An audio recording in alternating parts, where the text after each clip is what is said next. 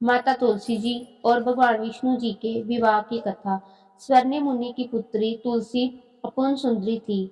उनकी इच्छा थी कि उनका विवाह भगवान नारायण जी के साथ हो। इसके लिए उन्होंने नारायण पर्वत की घाटी में स्थित बद्री में घोर तपस्या की। दीर्घ काल तक तपस्या के उपरांत ब्रह्मा जी ने प्रसन्न होकर दर्शन दिया, वर मांगने को कहा। तुलसी जी ने कहा, सृष्टिकर्ता ब्रह्मा देव जी, आप अंतर्यामी हैं, सबके मन की बात जानते हैं। फिर भी मैं आपको अपनी इच्छा बताती हूँ।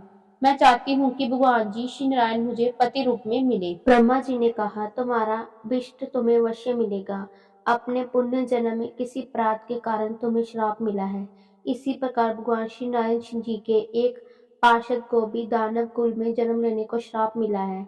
दानव कुल में जन्म लेने के बाद भी उसमें नारायण का अंश विद्यमान रहेगा। इसलिए इस जन्म में पुण्य जन्म के पाप के शमन के लिए संपूर्ण नारायण तो नहीं, नारायण के अंश से युक्त दानव कुल में जन्मे उस शापग्रस्त पार्षद से तुम्हारा विवाह होगा। शाप मुक्त होने के बाद श्री नारायण भगवान सदा सर्वदा के लिए तुम्हारे प्रति हो जाएंगे। तुलसी जी ने ब्रह्मा जी के इस वर को स्वीकार किया, क्योंकि मानव कुल में जन्म के कारण उसे मायाविनी भोग तो भोगना ही था। तुलसी बद्री में ही रहने लगी।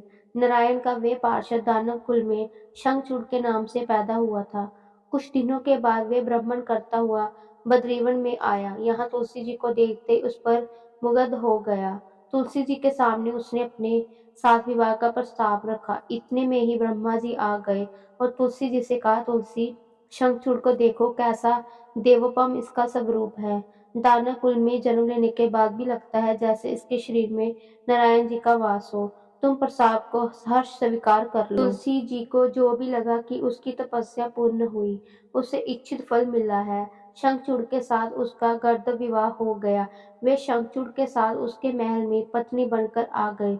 शंखचूड़ ने अपनी परम सुंदरी सती साध्वी पत्नी तुलसी जी के साथ बहुत दिनों तक राज्य किया। उसने अपने राज्य का इतना विस्तार किया कि देवलोक तक उसके अधिकार में आ गया। स्वर्ग का सुख भोगने वाले देवताओं की दशा भिखारियों जैसी हो गई। शंखचूड़ किसी को कष्ट नहीं देता था, पर अधिकारी और राज्य छीन जाने से सारे देवता मिलकर ब्रह्मा, विष्णु जी और शिव की सभा में गए। तब युक्ति सुनाई। ब्रह्मा जी ने कहा, तुलसी जी परम साध्वी है, उसका विवाह शंखचूड़ से मैंने ही करवाया था। शंखचूड़ को तब तक नहीं लाया जा सकता या मारा जा सकता जब तक तुलसी जी को चला ना जाए। विष्णु जी से कहा, शंखचूड़ पूर्व जन्म में मेरे पास था। श्राप के कारण उसे दैत्य कुल में जन्म लेना पड़ा था। इस जन्म में ही मेरा अंश उसमें व्याप्त है।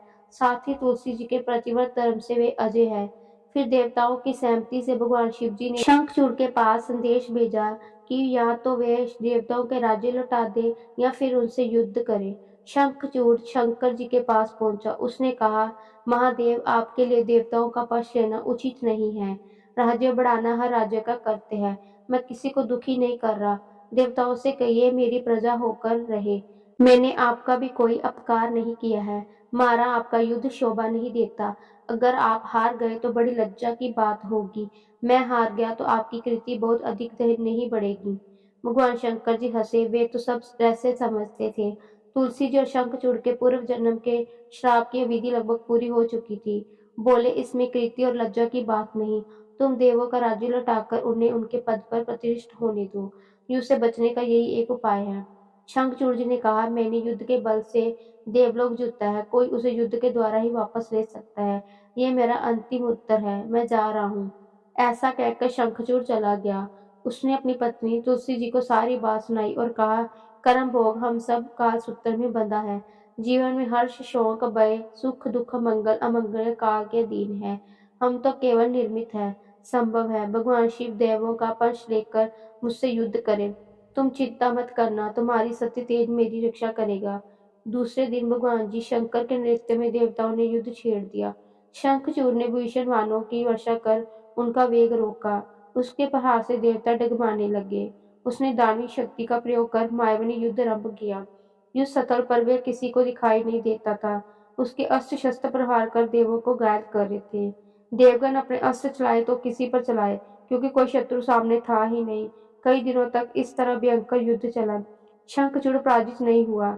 तब शिवजी जी ने विष्णु जी से कहा, विष्णु, कुछ उपाय करो, अन्यथा मेरा तो सारा यश मिट्टी में मिल जाएगा। विष्णु जी ने सोचा, बल से तो शंखचूड़ को हराया नहीं जा सकता।